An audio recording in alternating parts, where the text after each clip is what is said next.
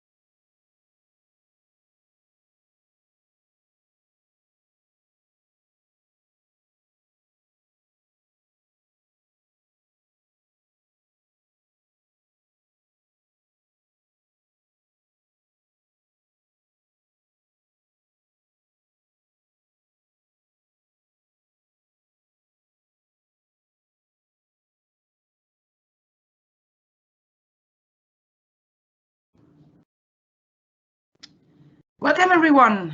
I'm Heike Ritter and I will be your host for this webinar. Thanks for joining and thanks for being part of our community.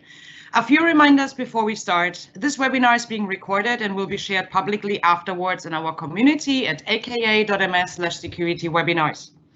During the webinar, please feel free to ask questions at any time by typing them in the live event Q&A window by clicking on the Ask a Question button. Questions you post will be visible publicly, and if you prefer, you can post your questions anonymously by checking the box right below where you enter it. We often get many questions during the webinar and are doing our best to respond to all of them in real time.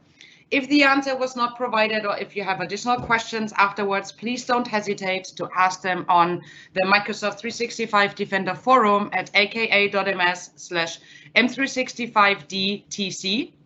If you're listening to this after the fact as a recording, you can also use that place to ask a question. We love to hear your feedback on how we can improve these webinars, so this is really important, and please do so at aka.ms/security-webinar-feedback. This is important, so we can deliver the content you need. And if you haven't already, please join our community at aka.ms/security-community, and that's the best way to ensure you don't miss any future webinars or major announcements. And in our community, you can speak directly to the engineering teams that are actually building those security products. For Microsoft 365 Defender, you can do that at aka.ms/m365dtc. And we believe that this is the best way to improve our products by removing any barriers between you and the people that actually create them. So please join us. Today, I'm super excited to have Elif Kaya talk about her extensive research and the learnings, what tracking and an attacker email infrastructure tells us about persistent cybercriminal operations. So handing over to you. Thank you. Hello, everyone. Thanks for joining us today. I hope Monday is going well enough for everyone here. My name is Elif Kaya, and I work at Microsoft as a threat analyst with the Microsoft Defender 365 threat intelligence team. I specialize here along with my team in phishing and email investigation and have dealt with infrastructure previously and identity and network related threats and roles. So let's get started. This presentation is going to essentially be covering a little more in depth a blog that Microsoft recently released for those that are had the chance to pre-read it. and for those that didn't, which covered a set of email delivery infrastructure, which we monitored from March to December. And we can change to the next slide. For a little bit of background on that, this infrastructure, when we say the word infrastructure, we're talking about a series of 4 lease operations of mail servers, domains, and formats that were utilized during these months to deliver a very wide range of malware. In the blog, we reference other botnets and delivery mechanisms for phishing and malware that we've seen in the past, such as Nickers and Cutwhale. And we refer to the 2 infrastructure that we're going to cover here as strange U and random U. The strange and random portions referring to a portion of their domain generation algorithm, and the U referring to the fact that they use primarily .us domains. Though it's important to note that during this time, though these are the 2 infrastructures that we're covering, there were countless other network and email delivery infrastructures that were spun up and utilized to deliver malware during this time. The reason that we are highlighting this today on the tail of the takedowns of such botnets and even the Emotet news of late is really to impress upon everyone the modular nature of phishing attacks and malware that we see routinely, and in order to assure that we combat phish and enact threat intel in a way that is holistic and that we are not focusing too heavily on any one malware strain, any one attacker. So to get down to business, we track this from March to December, March being the time that we first observed registrations and deliveries with these email infrastructures. And at its peak, the random U, I believe, was delivering up to 10 million mails a day, but an average overall of more than 1 million a month. What we notice with a lot of modular infrastructures like this is that there are many days that they deliver nothing and days where they deliver a lot of mail, which we'll refer to in the rest of this blog and this webinar as campaigns or runs that primarily someone or malware operator will lease use of the email infrastructure in order to send mail for a small amount of time. So we observed at least up to 7 different malware families distributed, some in routine multiple distributions and some only once or twice. We did notice a heavy concentration, especially towards the end, with focus in Australia in particular and the UK. There was a general US concentration, though that may be because of our general data and customer base being in the US, and a lot of malware will target the US in general. And in the early stages of Strange U and Random U, we also noticed some geographic campaigns targeting Korea and other regions. While it may come as no surprise that the wholesale distribution of financial services and healthcare are kind of in the top 5 industries that we saw targeted, we are seeing distribution and healthcare continuously move up and be present in that top 5, though financial services is no surprise here. Okay, we can go to the next slide. So the kind of things that we learned from tracking this is some of it things that we already had known before and that I imagine many of the defending organizations here also know, but tracking and pivoting on email infrastructure, especially email infrastructure that operates as a service to malware operators, allows us to connect disparate campaigns in ways where if we were only tracking the malware itself, it would be more difficult to get ahead of the next deliveries. And so especially in the cases that we're outlining today, the malware operator's decision to use proxy connections like this in order to lease out their mail deliveries can sometimes make it easier for defenders to get ahead of the next delivery and protect against multiple types of malware rather than just one, even in cases where the malware is very commodity or would be very easy to defend against, or cases where the malware is a lot more evasive. So we also observe that when we talk about the domains that are going to be used here, the term domain generation algorithm will come up. What this generally refers to, for those unaware, is just a domain that looks very random and is likely created in an automated way, and usually at large scale. And so through observing and kind of diving deep into each of the malware campaigns that we observed here, we confirmed something that we've noticed before, which is that despite DGA being a pretty popular term in machine learning circles, DGA is frequently restricted for use in email delivery mechanisms or these kind of modular for lease mechanisms rather than C2 of the individual malware. We're still seeing direct IP allocation used for C2 frequently or compromised domains.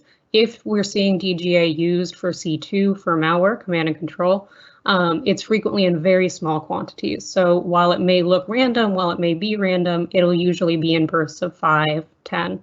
C2 will generally be the smallest, email will generally be the largest, no surprises there, but it's still, especially as we start talking more about infrastructure and more about DGA, a worthwhile point.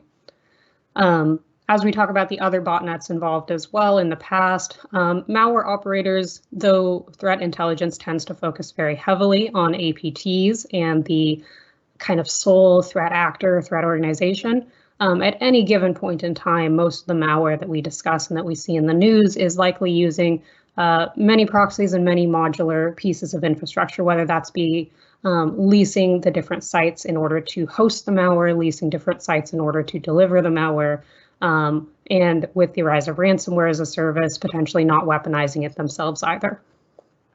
So information, hopefully this is helpful to the organizations on the call in order to kind of more holistically understand what it looks like just over, two to three seasons of operation of one of these infrastructures and kind of what they delivered and what that timeline looked like. So we can go to the next. So here's just a breakdown of kind of these months of operations. Netcours was a previous botnet that was taken down last March. They operated in a very similar way.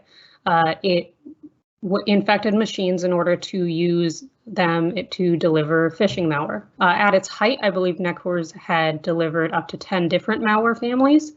And so very shortly after the notice of this, we began to notice and keep track of other infrastructures that were kind of filling that same void. Domains that started to be registered with mail subdomains that we noticed that weren't being used to send legitimate mail, but were being used to send in this kind of burst pattern that is very familiar with phishing. So Strange U is our first contender that we see, registered a whole month before Random U, and I guess I'll add a caveat that these two infrastructures, for the sake of our discussion here, could be considered to be operated distinctly. There are campaigns where we will talk about them being operated simultaneously to deliver the same malware, but again, due to the modular nature of these kind of things, we're going to consider them distinct. So mailing for both of these begins right away, and at first we begin to see that it is highly likely that these were stood up and advertised for either the first time or were in their relative infancy in terms of awareness. The first few campaigns that we saw on Strange U and Random U were very commodity. Strange U in particular had a much longer running start of trying to seemingly get more expensive malware. The first few malwares that we saw, which we'll cover shortly on Strange U, involved very commodity malware that might have been under $40, under $15 a hit. Whereas when we saw Random U begin to deliver all the way through the end of the year, pretty much off the bat, they were able to get Drydex deliveries and deliveries that kind of have a little more weight and were a little more close to the delivery profile that we saw in Netcours at the time of takedown. Strange U towards the end did start delivering quite a bit of Drydex between the summer and December, but definitely started with a lot more of the mix and variety malware. Cool, and we also note here kind of when registration ended for each of these. Generally, registration for a particular set of domains would start and there'd be 5 or 6 domains registered, used within the same 1 or 2 days. So keying in on the patterns ahead of time was really critical in being able to identify campaigns ahead of time. Though with both campaigns, there was a demarcation point where registration ended and the campaigns or the domains from older registrations were still used. Cool, so here's an example of what we've been talking about so far of what these kind of domain registration patterns are. So on the left we have Strange U and on the right we have Random U. it's not very clever names per se, but strange being that most of the terms that we saw in the around about 200 domains involve the word strange and a series of other combined words in order to make up the domain. And on the right-hand side with randomu, obviously the next time there's a DGA that uses .us, we couldn't use randomu, but for the most part, this is just using a pretty standard DGA algorithm, most likely, in order to register these domains. Okay.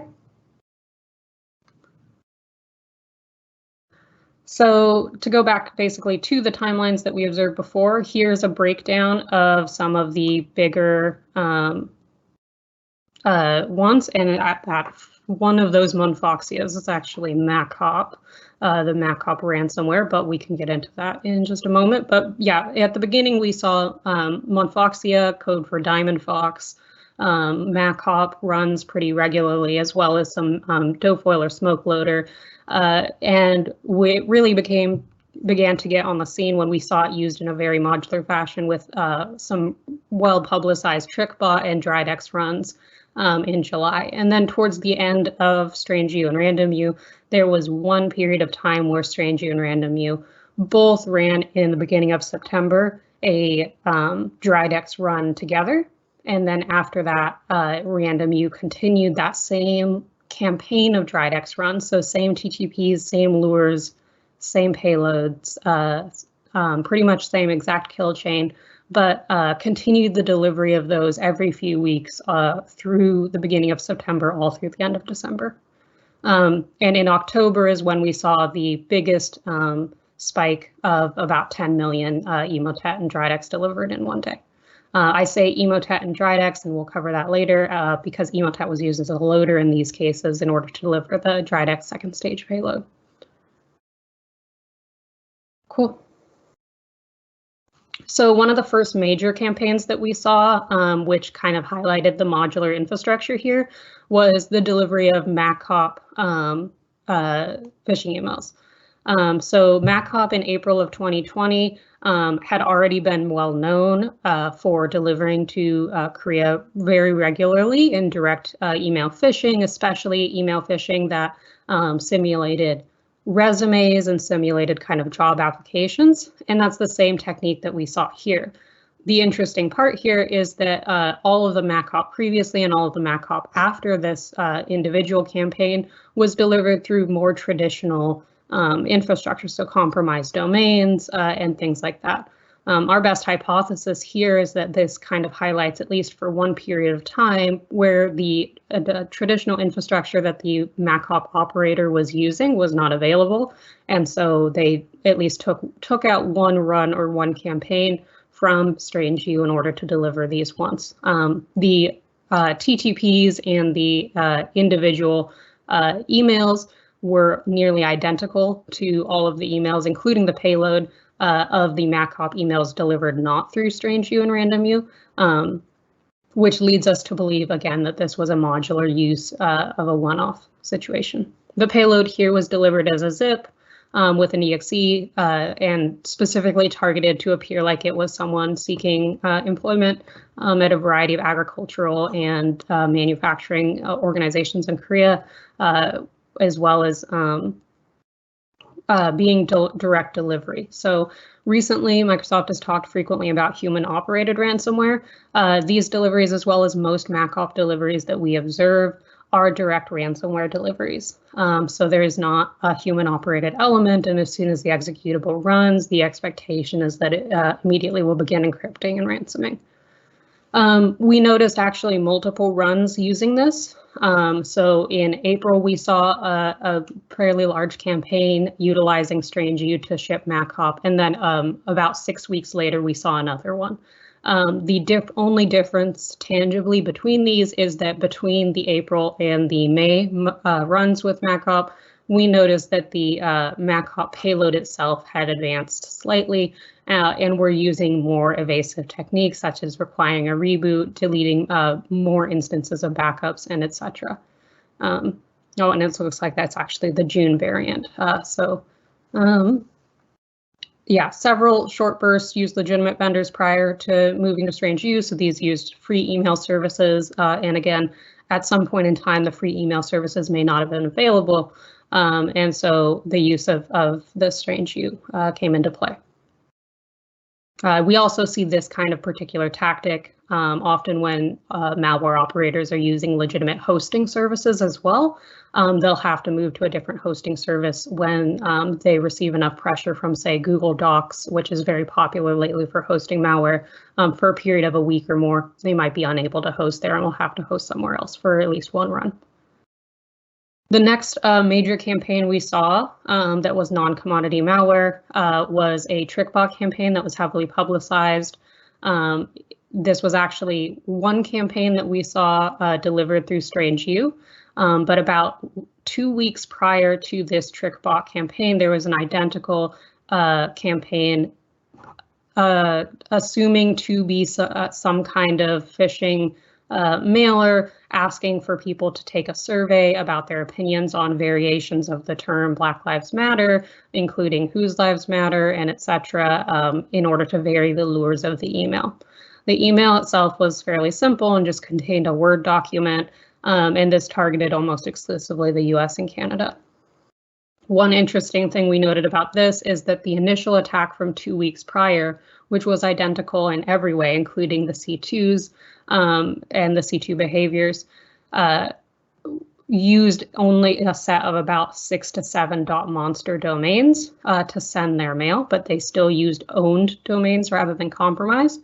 And we noticed that same behavior here 2 weeks later, where they used a mix of self-registered domains that actually emulated Black Lives Matter, BLM, Whose Lives Matter, .site, and .space, and they intermixed that with the strange and secure world domains. So we actually began to piece apart the ways in which they used the .monster domains before, and the ways in which they used other registration-specific domains for this campaign, mixed with the more generic StrangeU domains in order to deliver and kind of bolster the volume of email addresses they were using to send from, and by proxy email servers they were using to send from.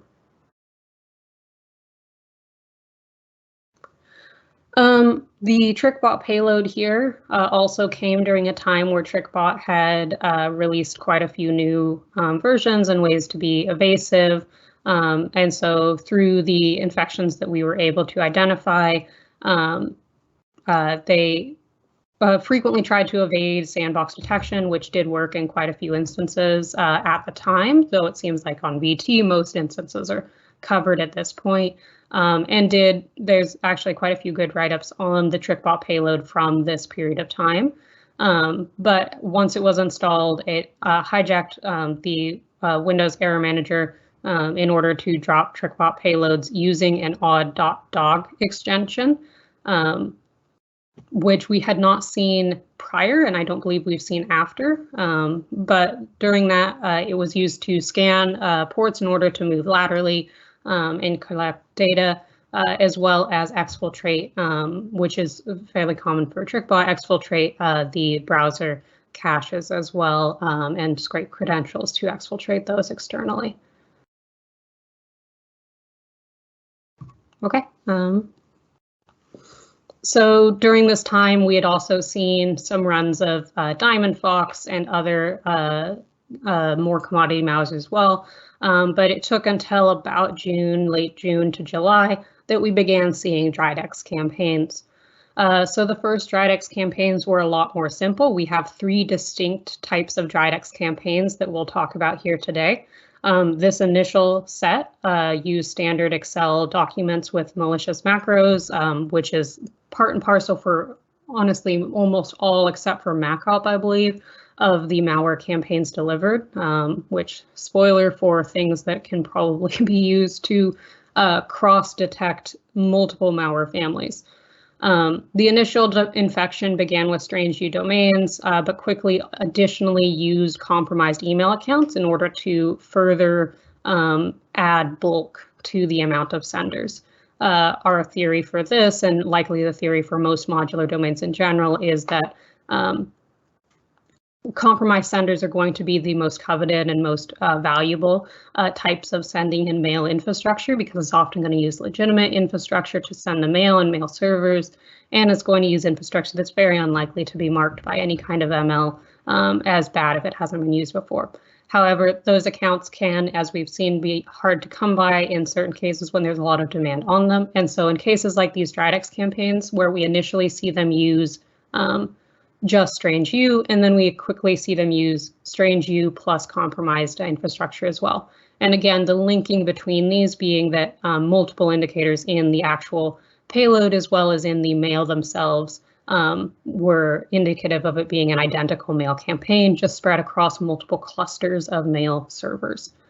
And so one of those overlapping attributes that we have to detect those, that is also pretty useful to detect those, not in every type of mail campaign, surely, but there is quite a few malware operators and malware senders we've seen who structure their campaigns to use not only a reply to address that is different than where they have sent from, but a reply to address that is a separate compromised piece of infrastructure. So one of the more common phishing tactics, of course, is that the reply to will be the recipient. But in this case, the reply to was actually a separate subset, which was the smallest subset available of only about 2 to 3 unique compromised reply to addresses, where in a set of maybe, let's say, 50 or 60 sender domains and 7 to 10 C2s. So the reply to address here was one of the smallest points of contact.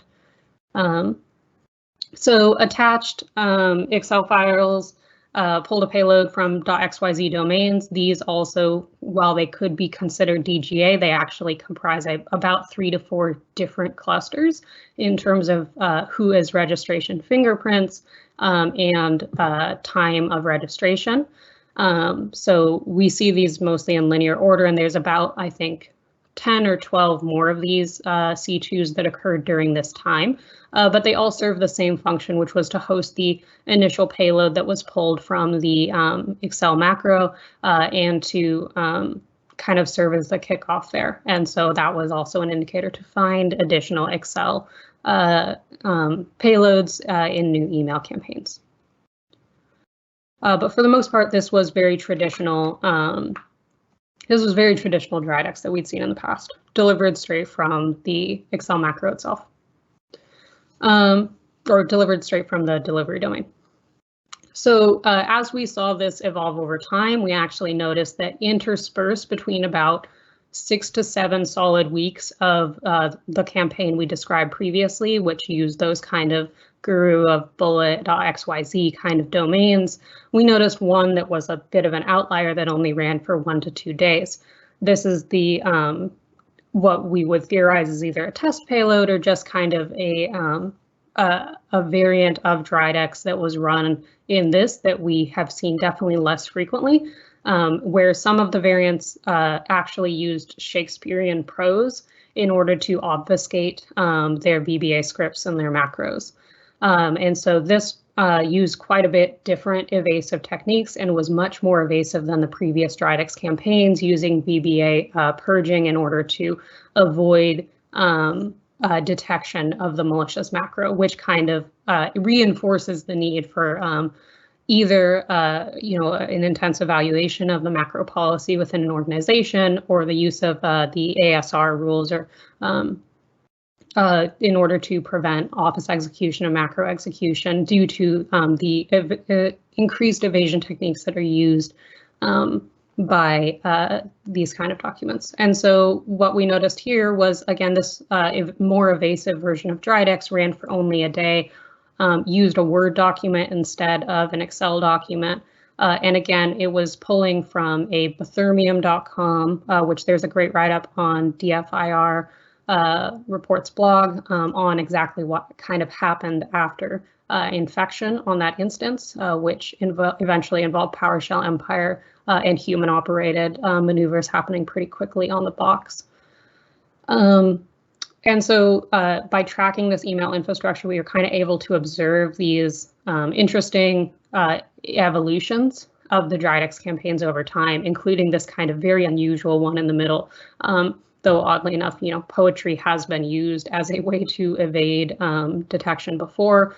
The way that we saw it used in this particular campaign involved more than likely a kind of polyscripting technique where each function and each time the document had a unique variant, each function had pulled from an open repository of literature in order to randomly name its function names and code within, so that each document was very tangibly different. Cool. So after this, we began to see the first instance of Drydex being delivered by strange_u and random_u simultaneously. So random_u had been delivering some Drydex prior, but what we observed on September 7th and then all through the rest of the year was a particularly evasive, again, more evasive than the initial Drydex, and I believe at this point in time, a lot of vendors on VirusTotal and etc. still struggle with detecting some of these due to the PHP redirection that occurs in this campaign. And so it was using an emotet loader initially for the infrastructure hosting of to deliver the malware. And what we would see is emails delivered with about 3 to 5 URLs in them, most of them going to URLs associated with already compromised emotet WordPress sites. And initially, in the very beginning of these Drydex runs, likely when they were still testing to make sure it worked properly, we noticed only 3 distinct .phps, these 3 Z, X, L, B, W, and etc. run for about anywhere from, I believe, 2 days to a week of runs, only use these 3 .phps. And then after it seems like it got its legs under them, it actually expanded into a set of maybe 40 to 50 different dynamically generated .php endings. And so what that looked like in the email is that one of those 3 to 5 links, all of which would eventually turn back around to it, it would do a series of sandbox evasion here and eventually redirect the user to a page where they would have to manually click in order to download a malicious Word document, which contained the emotet loader, which then loaded Drydex from a secondary source. And so, yes, the later campaigns kind of evolved in maturity. They had more dynamic behaviors. They used a larger subset of sending infrastructure as well, and they continued to send through the end of the year every few weeks. And again, I guess as spoiler, if it wasn't already mentioned before, macros as well is a kind of delimiting factor here. So yeah, heavy sandbox evasion here as well. The Word document was actually contained inside of a zip first in order to download the Word document, which launched the macro, which then launched the DLL. Yeah, and so there was pretty standard persistence through reg edits here, as well as callbacks through and pivoting through Cobalt Strike later. Okay.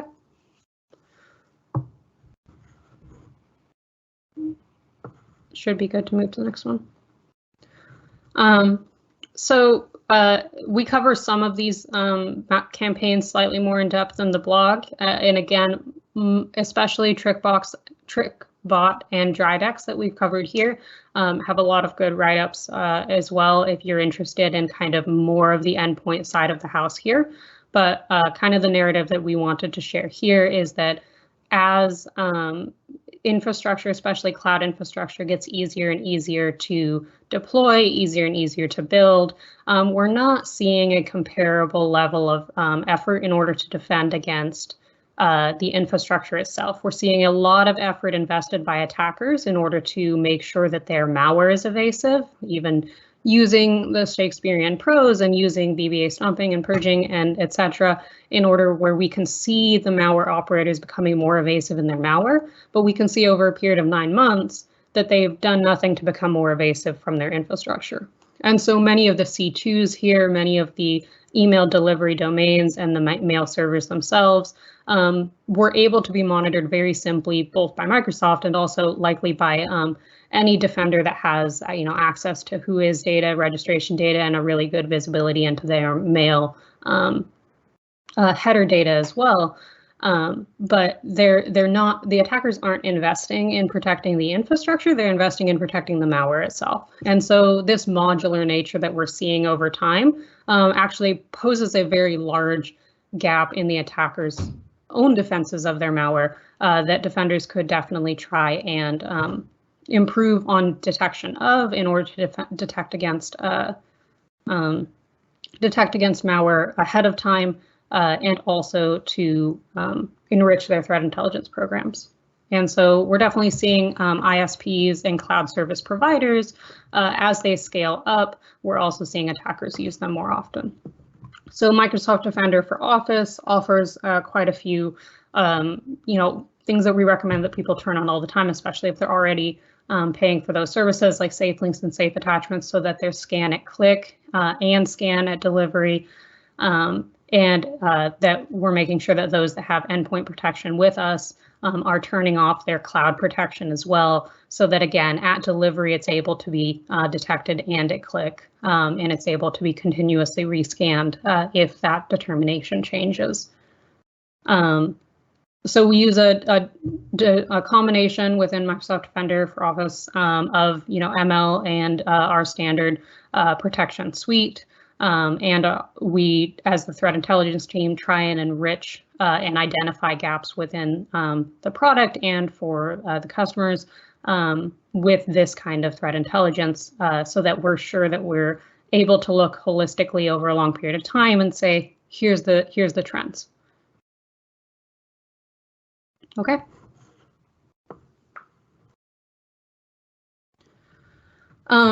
So some of these are pretty straightforward in terms of just making sure that you have a pretty baseline phishing education program.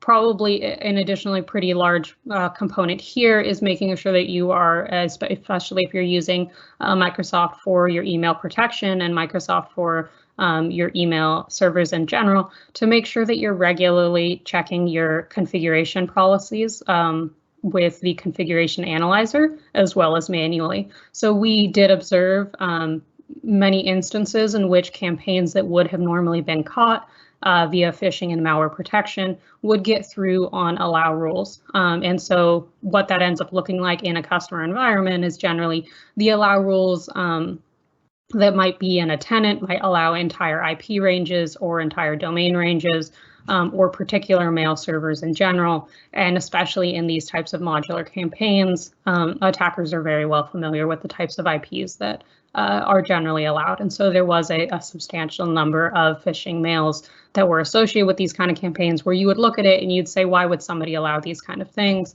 But it's usually those kind of accidents. So definitely try and use Configuration Analyzer if you do use us for your mail services. And as I mentioned before, not only safe links, but make sure, and I believe that this is enabled by default, but somebody can probably check me on it, that ZAP is enabled. I believe this is similar to Proofpoint's trap service, where if a phishing mail is delivered to inbox and Microsoft finds that the determination is different after the fact due to incident response or some other determination, ZAP will pull that email out of the inboxes that it was delivered to post ex facto. Again, disallow macros or only allow macros from trusted locations. While this is often touted as just like, oh, everyone should be doing this, we do allow more granular, which I'm sure that everyone is a bit familiar with. We do allow more granular toggles now for what you can and can't allow macros to perform, as well as what kind of downstream executions VBA scripts or macros are allowed to launch from Office documents. And so our ASR rules, of which we highlight a number of our recommended ones in the blog post itself, can work really well here to allow users to use macros in regular situations to enable productivity and still restrict macros from being able to execute the kind of malware that we see. And additionally, we have released features in order for you to test the impact of these ASR rules ahead of time. So if you're still worried about the impact on productivity, any kind of macro restriction will have, there is features that we detail in the blog about how to test ahead of time. And then some of these are kind of going to be a bit more amorphous to the individual organization, but make sure to enable AMC and assure that you have some kind of threat intelligence feed system so that if you do receive information about this kind of material, that you're able to quickly enact it on your endpoint and at your firewall or any kind of network protection that you're currently using. Okay.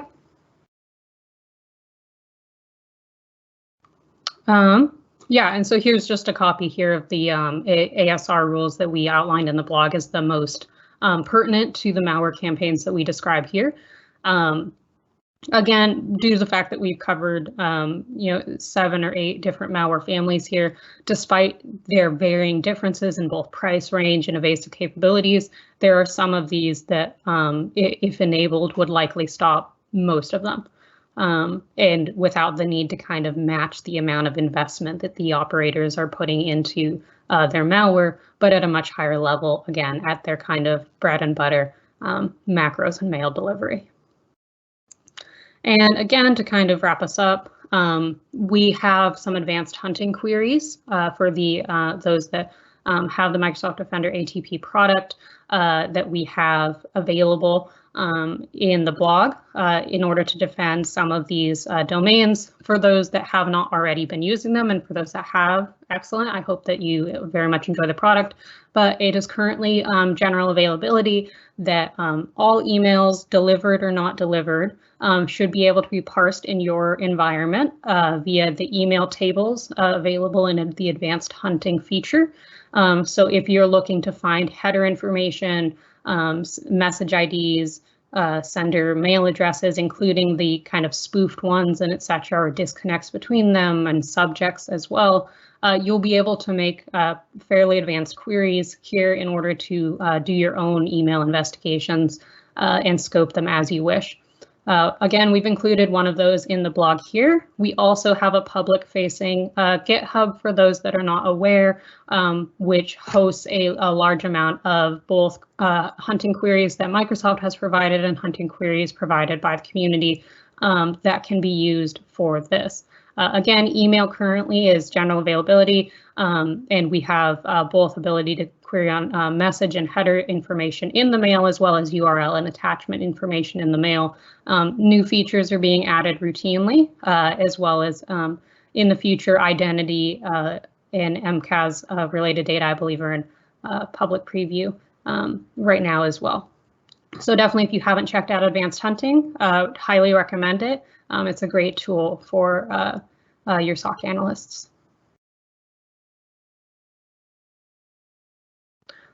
Okay, I think that that's about all that I have here. Again, highly recommend check out the full blog and dig into the different products as well. Thank you, Elif, so much. So just to add what you just said. So I just posted the link to the blog as an announcement into the chat window. And then also, first of all, thank you so much, Elif. That was awesome. So many rich insights into your research. Everybody can read the full blog again. Again, I posted it.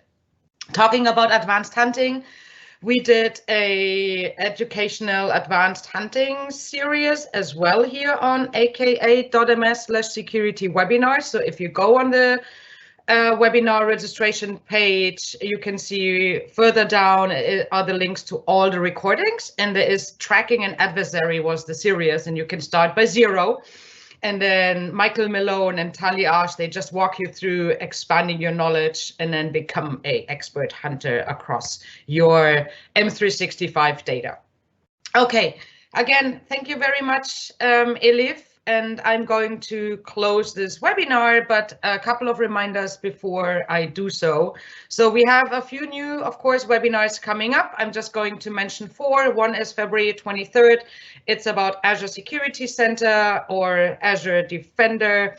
best practices for improving your secure score. March 9th is Azure Defender for storage. March 11th is Cloud App Security, how to protect your GitHub environment using MCAS. And then March 16 is Diversity in Cybersecurity, where we have Sue Lowe, software engineer at Microsoft and author of the young adult hacker novel Raven, inspires girls and others underrepresented groups to enter the tech. For all the details and registration, go to aka.ms/security webinars. And I think I need to actually move forward with my slides. So, and then if you missed, if we missed to answer your question, or if you have additional questions, you can visit the Microsoft 365 Defender forum at aka.ms/m365dtc. Again, thank you, Elif, for today's session, and then thank you to the rest of your team who helped answering all the questions in the background, and most of all, thank you for being part of our community and for joining us on those webinars. Give us feedback, please, so that we know how we can improve the webinars in the future for you. Also, please send us love for things that we are doing good. So we hope to see you next time. And with that, goodbye.